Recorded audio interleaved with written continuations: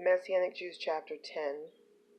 For the Torah has in it a shadow of the good things to come, but not the actual manifestation of the originals. Therefore it can never, by means of the same sacrifices repeated endlessly year after year, bring to the goal those who approach the holy place to offer them. Otherwise, when the offering of those sacrifices have ceased, for if the people performing the service had been cleansed once and for all, they would no longer have sins on their conscience. No, it is quite the contrary. And these sacrifices is a reminder of sins year after year. For it is impossible that the blood of bulls and goats should take away sins. This is why, on coming into the world, he says, "It has not been your will to have an animal sacrifice and a meal offering. Rather, you have prepared for me a body. No, you have not been pleased with burnt offerings and sin offerings." Then I said, "Look, in the scroll of the book, it is written about me, I have come to do your will." In saying, "You neither will nor were pleased with animal sacrifices, meal offerings, burnt offerings, and sin offerings, things which are offered in accordance with the Torah," and then, "Look, I have come to do your will," he takes away the first system in order to set up the second. It is in connection with this will that we have been separated for God and made holy, once and for all, through the offering of Yeshua, the Messiah's body.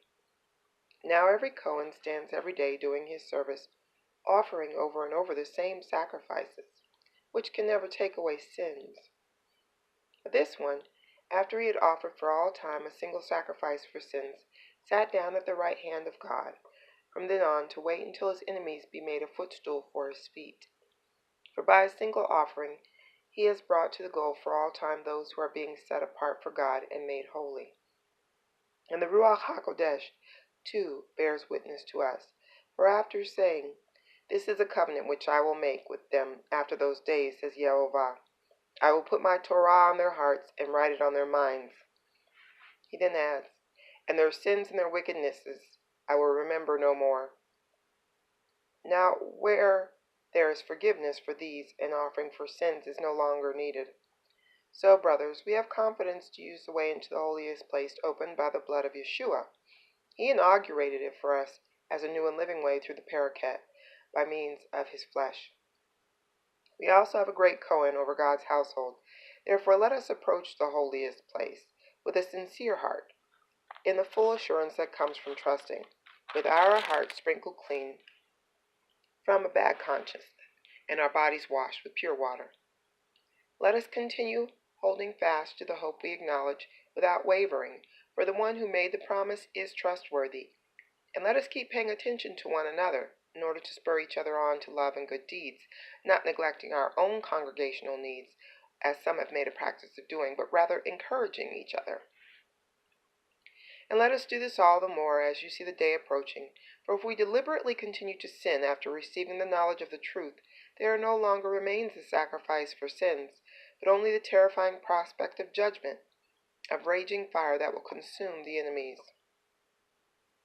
Someone who disregards the Torah of Moshe is put to death without mercy on the word of 2 or 3 witnesses.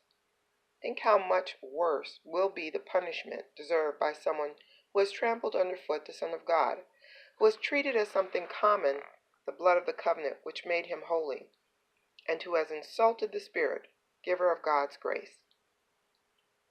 For the one we know is the one who said, "Vengeance is my responsibility, I will repay," and then said, "Yehovah will judge his people." It is a terrifying thing to fall into the hands of the living God. But remember the earlier days when after you had received light you endured a hard struggle with sufferings?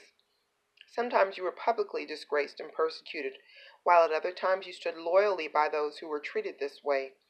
For you shared the sufferings of those who had been put in prison. Also when your possessions were seized, you accepted it gladly, since you knew that what you possessed was better and would last forever. So don't throw away that courage of yours, which carries with it such a great reward. For you need to hold out, so that by having done what God wills, you may receive what he has promised. For there is so little time. The one coming will indeed come. He will not delay. But the person who is righteous will live his life by trusting. And if he shrinks back, I will not be pleased with him. However, we are not the kind who shrink back and are destroyed. On the contrary, we keep trusting and thus preserve our lives.